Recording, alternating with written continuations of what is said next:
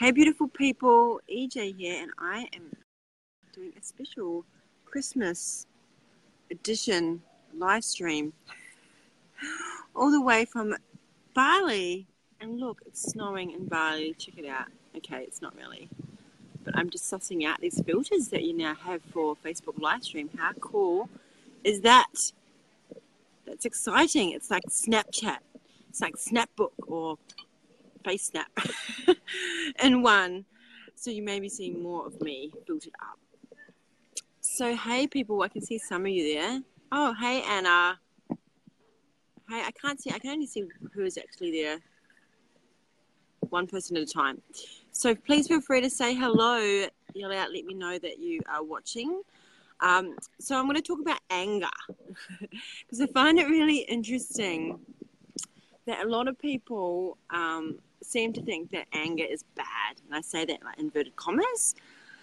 We seem to have this real judgment on anger, and that like there's something wrong with it, and that we shouldn't get angry, and that angry people are, bad people, this sort of stuff. And it was really interesting because I, up until about a few years ago, maybe 5 years ago now, I was one of those people that was like, it takes a lot to upset me. It takes a lot to piss me off. And I thought that was a really good thing. I was like, I'm just so cruisy. I'm just so cool. Nothing really upsets me. I don't get stressed, blah, blah, blah. And then I went through this whole awakening and realized I was actually numbing all my emotions. And I was not numbing just the bad. I'm not using bad or good, so I'll go with comfortable and uncomfortable. Yeah, exactly, Mario. It's we are emotional beings, and it doesn't mean we just feel like comfortable emotions. It means we're going to have to feel a full range of emotions. So one of the first videos YouTube videos that I watched that really awakened me up to this in the way that I was numbing was the one by Brené Brown on vulnerability. So that. If you haven't watched it, I really recommend you go watch it. It's a TED talk that she did. It's about 20 minutes, and it's about vulnerability. And then she's also done a follow-up one on shame. And so what she talks about is that when we numb pain, we numb anger, we numb sadness, we also numb joy and happiness. So we can't selectively numb our emotions. It's kind of like if you are going to numb the kind of shittier feeling ones, then you're also going to numb your ability to be happy and the ability to feel ultimate joy. So thank you for the likes, by the way. Merry Christmas. I'm just got my little riff thing happening here. Hopefully you guys will still take me seriously. But so it's really been an interesting journey because one of the first things I now teach my clients that come to me for emotional healing, mostly around, their relationships and sex and a lot around love and romance and that sort of stuff, is that the first thing when they come to me, I said, okay, you've got to start feeling. You've got to feel all that anger, all that pain, all that hurt, and you got to allow yourself to get pissed off. Because sometimes I think we think it's not okay and it will be made wrong, or, that it's shameful. Like, we really got to stop putting shame on anger, because we're making anger bad and wrong, and then we suppress it. And so what happens is that we suppress our emotions, and then we're not able to really feel that love, and we become closed and we become shut down. And then this leads to things like depression and all that sort of stuff. So it all gets bottled up. And so I think it's really important that we start opening up to allowing ourselves to feel these emotions, no matter what sort of emotions. Let's stop judging emotions completely. When we make something good, bad, right or wrong, we're putting a judgment on it, right? Whether, good is a judgment, right? But it's like a more of a positive kind of judgment, which I don't even like the word positive, right? But, and I mean, I like the word positive, but I don't like it when we're kind of labeling something in a certain way. Yeah, exactly, Clayton. So my point here is that we have to learn how to manage our emotions, okay? So we've got to learn how to manage our triggers. And I've actually done a live stream, which is on my EJ Love Angel page, on managing your emotional triggers. And so I teach these practices to my clients. I teach these emotional release tools. And they're things like punching pillows, jumping up and down, screaming into pillows, stamping your feet, And then practices within like rituals within that where you may actually be consciously venting out about a certain situation or a certain person, and then clearing that. And it'll bring up a lot of stuff from the past, a lot of stuff from childhood, because where this tends to come from is that we've been told off when we're little. We're thrown a temper tantrum and we've been told to go in the naughty corner, or we've been told to stop misbehaving, or don't get angry, or we've been shut down, or, even when we've been crying, a parent might come over and go, there, you'll be okay, everything will be all right, and try and nurture, which is great. Like, it's beautiful to nurture, but sometimes we've got to allow ourselves to feel that before let's get back to normal kind of thing. So it's about learning how do I manage these emotions and how do I feel them. So I've heard people say, and, a lot of my clients too are like, oh, like they were like, oh, no, I don't get angry. Like, I'm not feeling sad. I'm not feeling angry. I'm like, okay, I want you to go and write about from this, because people say, oh, don't be a victim, right? Well, one of the first things I do with a lot of my clients is like, okay, I want you to tell me everything from a victimized perspective. I want you to tell me what they did to you. I want you to tell me what you blame them for. What are your biggest resentments? And I let them rip into really come from this victimized perspective, because sometimes I think we go, oh, don't be a victim. You've got to, and I'm very much about not being a victim. I'm very much about being empowered, but you got to kind of go into the shit to bring it up, and you're going to bring up the shit, and then that's when you're going to heal it, right? So you have to bring it up, look at it, feel those emotions, let them out consciously, because it's not about acting it out and projecting it on anyone. That's the key here, is you don't want to project your anger out, which, a lot of us are projecting our anger out in different ways. Either we're numbing it or we're projecting it. We're blaming other people, or we are numbing it and not wanting to feel it. So, when I say go people to go write their perspectives, yeah, exactly. They're going to learn to really start feeling all their emotions, and no matter what that is. So we don't stay in the victimized perspective, right? We go there to bring up the shit that we've been numbing, and then we shift it with the emotional release work. And there's lots of beautiful, amazing emotional release practices out there. Sorry, guys, it's a bit windy here, so I'm sorry let me know if it's like affecting the sound. So yeah, we've got to learn how to feel. We've got to learn how to drop into our heart space. And so, whenever I feel a little bit triggered or a little bit frustrated, sometimes I go into a practice that I have and I name my feelings. Okay, I'm feeling sad, I'm feeling frustrated, I'm feeling upset. And under a lot of anger is actually deep grief. So that's usually what's going on, is this deep grief that is actually wanting to be felt. And so anger is really just a sign. It's a sign to tell us that there's unmet needs. So we have to identify, well, why am I angry? What's going on? What needs are not being met? And then we have to allow ourselves to, sometimes when we go and release that, we'll feel sadness, we'll feel grief. And we've got to allow ourselves to really feel that and let it go. And, if you're going to have a cry, let yourself cry. Don't, some people, they want to, throw you tissues and, hug you and everything. Let that come in your own time when you're ready. Okay, now it's really windy. I have to put a towel around it. Let's see if I can get this. I might fall into the pool. It's quite deep. Okay. We've got it covered. We've got it sorted. So hopefully that's a bit better. So, yeah. So, as I was saying before, it really is just owning our anger and learning how to express that in a healthy way. And, not judging other people for getting angry either, because, I used to be one of those cool, cruisy people. And then I realized that it actually wasn't healthy for me. Some people say, oh, I don't get angry. I just let that shit go. And most of the time when you think you're letting the shit go, no, you're actually numbing it. And you're actually choosing not to feel it because you've made it bad or wrong. And you think that you shouldn't feel that way. But your inner child, your little girl, your little boy is yearning for you to feel that, for you to release that sadness, to release that shame, heal that shame. And the first thing to doing that is to actually not make it wrong. Okay, to actually, sometimes when I get triggered, I'm like, yes, I get to do some more healing now. I know there's stuff there for me to look at, right?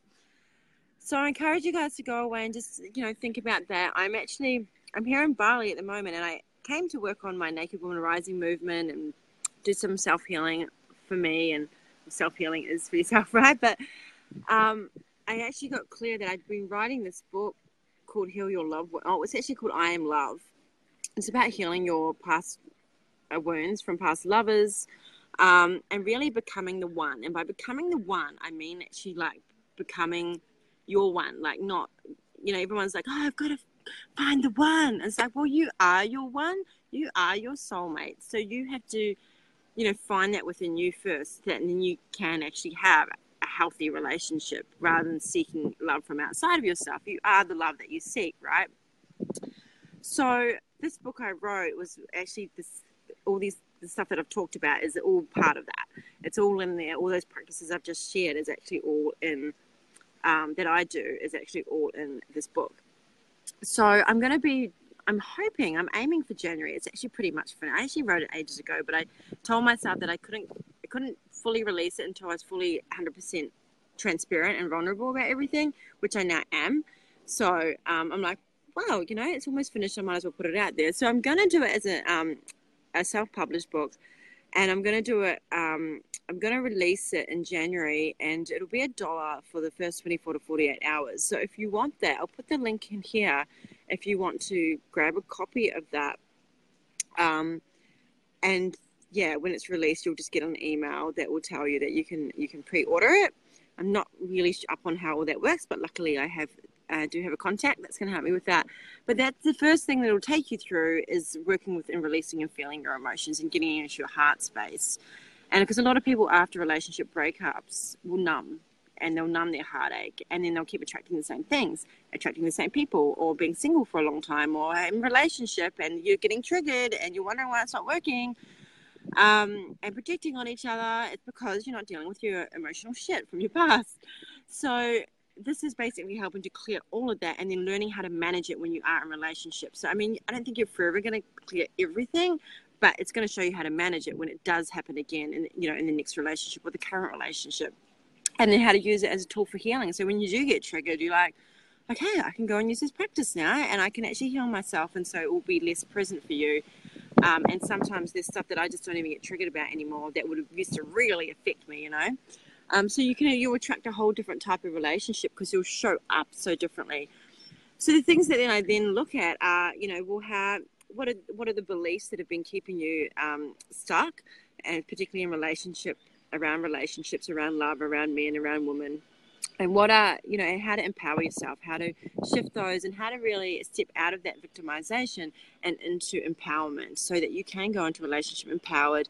And then I talk about things like, all the ways that we give our power away, we self-abandon and we overgive and we rescue, and all that stuff's in there, and then really rewire you so you can show up fully in relationship and have that healthy relationship and have that all reflected back to you, because our relationships are always a reflection of the relationship we have with ourselves.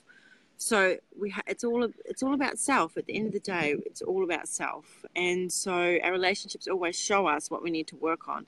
And it's just up to us. Like at the end of a relationship, do we go to choose to work on it, or do we keep doing the same shit we've always done and then wonder why shit doesn't work out, right?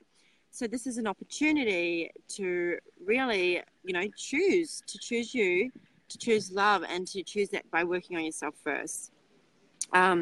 And it will, transform every area in your life. And so, I say to people, this is the work that I did to heal, like the deepest work that I've done to heal myself.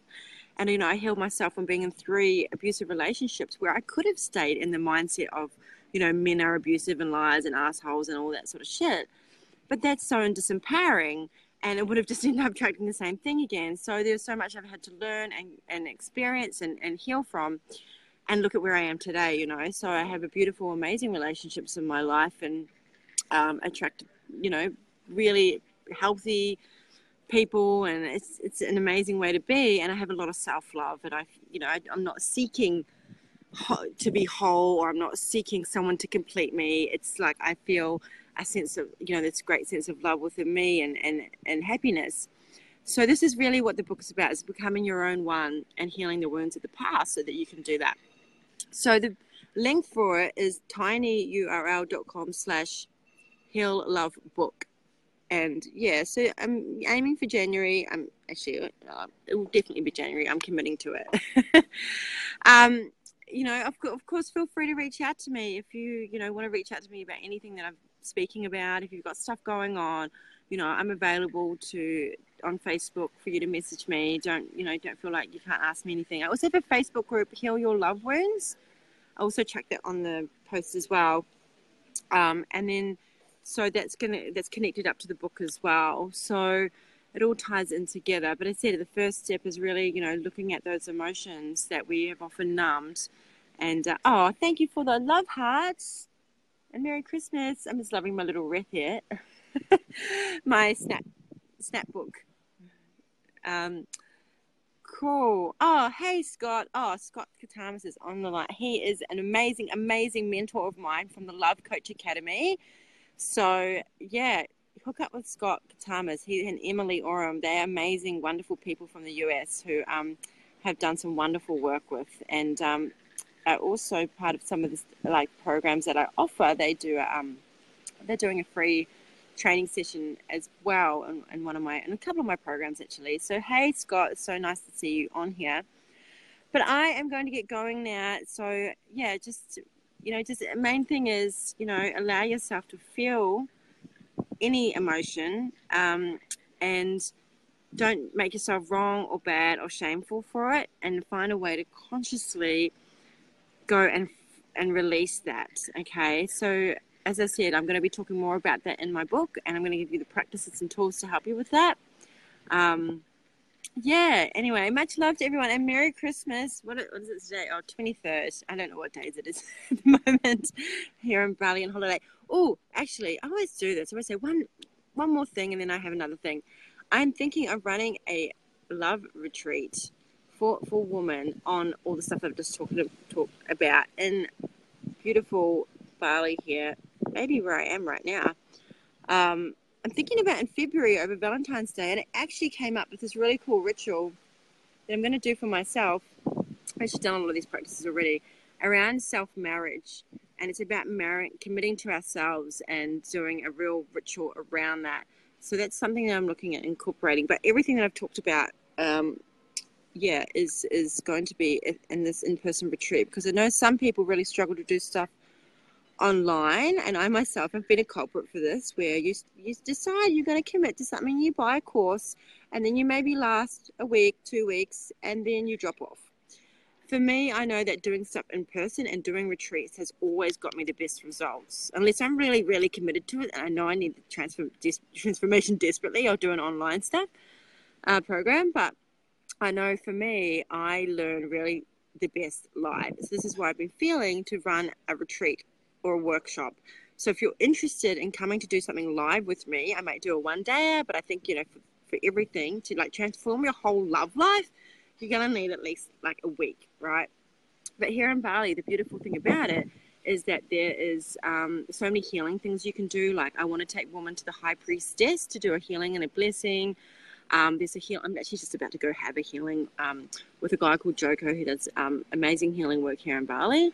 He's actually just up there doing a healing for my friend behind me up there. So I'm next. So I'm consciously committed to this practice, right? And things like maybe going to the waterfalls to do cleansings. They've got beautiful waterfalls here that you go in, and then change the water of the color of the water changes. It goes white when it's clearing all the shit out of you, basically. And so it's really hard to see the screen, so I can't see much, but it's all right. And yeah, so there's so many beautiful practices in yoga and surfing. I actually went surfing yesterday. That was pretty cool. Probably not the best at it yet, but I'm getting there. Work in progress. So all these beautiful things that really help you to feel really amazing, as well as, obviously the learnings and the tools and the practice. So if it's something you're interested in, please let me know. I'm just putting some details together while I'm here. And yeah, I would love everyone to just to really getting back into their heart space, clearing their past shit, and opening up to the love that we actually are all deeply desiring. And that starts with self. So in saying that, I'm going to send you lots of love, everyone that's been watching. Thank you so much. And if I don't see you before Christmas, if I don't jump on here, because I'm thinking of doing another live stream on how to heal after a breakup, which is there's a lot of people breaking up at the moment, like a lot. It seems to be a lot of endings this year because it's the number 9 of the numerology. It's like the endings and completion. So everyone that is meant to end relationships doesn't mean that it's forever. Like sometimes some relationships might just need a bit of an adjustment, right? People to go away and do their own healings and clearings, and then, you know, if they're meant to come back together, that may happen if both people are willing to evolve. So this is, you know, why I'm going to do a live stream on how to heal after a breakup, which is also helpful for people, even if it just hasn't happened recently.